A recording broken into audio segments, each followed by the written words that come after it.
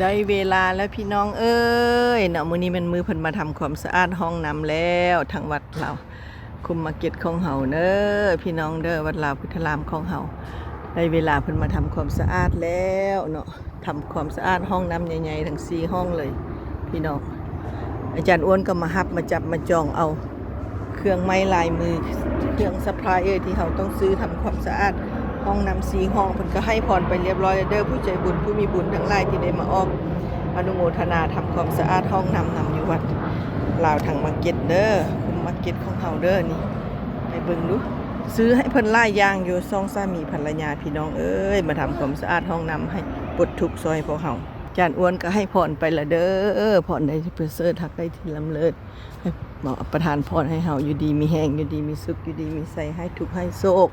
ให้โลกให้ภัยเนาะสาธุพวกเจ้ากันดกเปล่าเด้อทางวัดบ้านเฮานี่แหละ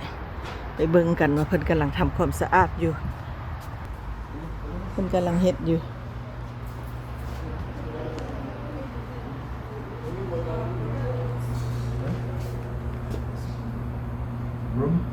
broom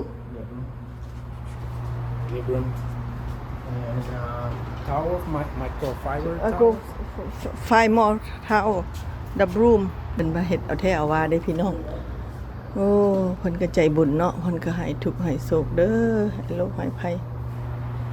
เนี่ยแท้เอาว่าเฮ็ดดีๆให้พวกเขาแล้วค่อยเฮ็ดเอาอีกเฮ็ดแท้เฮ็ดว่าให้เพิ่นเฮ็ดดีๆให้พวกเขาแล้วพวกเขาค่อยเฮ็ดอีกสองผัวเมียเพิ่นอยากได้ผ้าเช็ดหน้าเก่าเฮาก็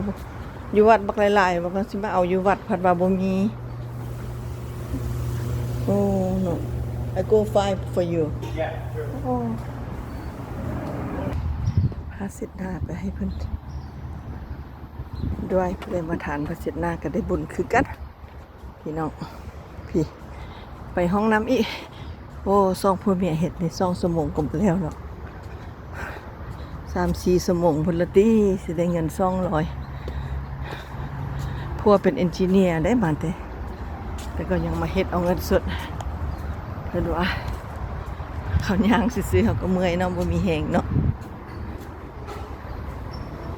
Papa you wanna take 2 of this first Mama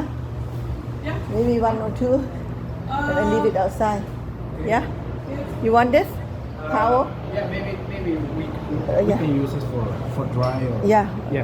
And leave it outside. Oh, Yeah. oh, you use the cart. Okay, Yeah. put in the Alright. cart. Okay. ทุกคนที่